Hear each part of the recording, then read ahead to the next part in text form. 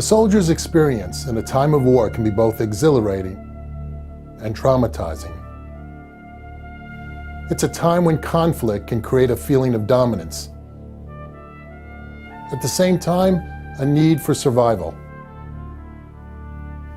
It's a time when men bond through common goals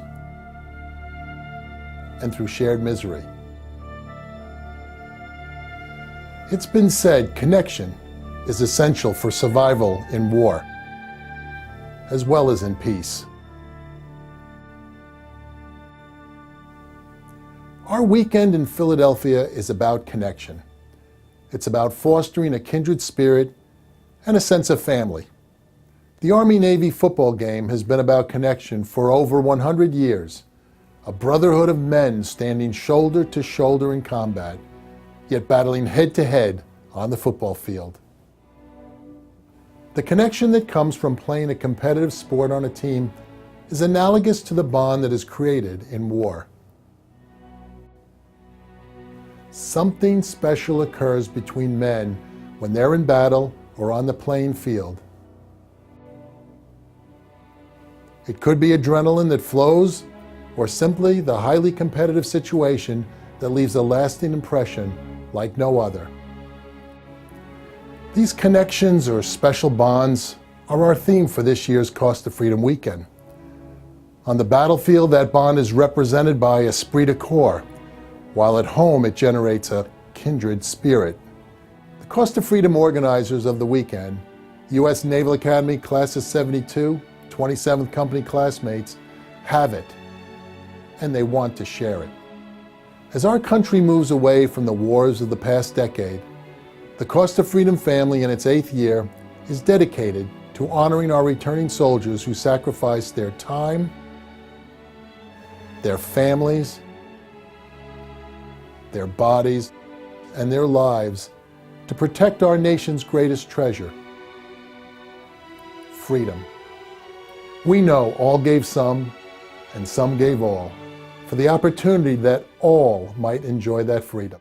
At the same time, we salute the kindred spirits of those military spouses and loved ones that raise families, maintain homes, uphold the most positive attitudes when facing the fears of losing a loved one, and provide the necessary care when an injured soldier comes home to face an arduous recovery. These are the unsung heroes. Our honored guests have taught us that despite hardships, we can endure. We must endure. Over the past 8 years, we've been privileged to bring together injured soldiers, their families, as well as families of soldiers who lost their life on the battlefield, if for no other reason than to show our appreciation and to share the kindred spirit that has enriched our lives. Our common ground we share?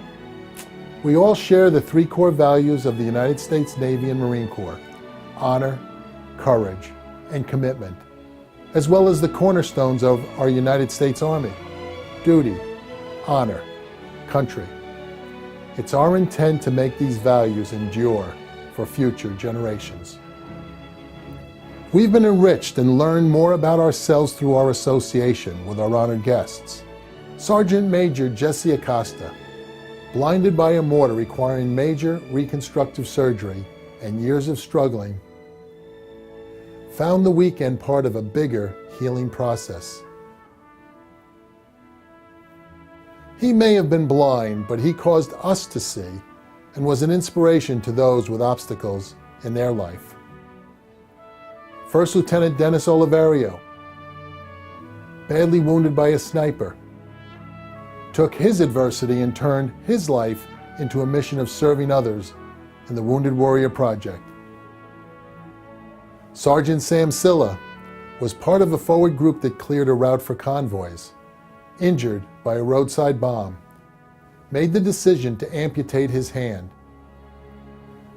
Sam used his experience and is now a motivational speaker, inspiring others that are challenged. Mariana Winchester knows what it's like to lose a son in combat. No one can or would ever wish to walk in those shoes. Her sharing with her Cost of Freedom family has been both therapeutic for her and enriching for us. We must never forget those that have given the ultimate sacrifice. The memory of Ron Winchester lives on in the hearts and minds of the Cost of Freedom family and has challenged us to endure in times of pain. This past May, we had to say goodbye to one of our Cost of Freedom founders and classmate, Steve McLaughlin. Mac loved our Marines and soldiers and made everyone feel part of the Cost of Freedom family. A month before he passed away, at his request, he invited several of his classmates to take a last sail on his 34-foot catamaran, appropriately named Kindred Spirit. We dedicate this weekend to Steve and his family who shared with us his kindred spirit.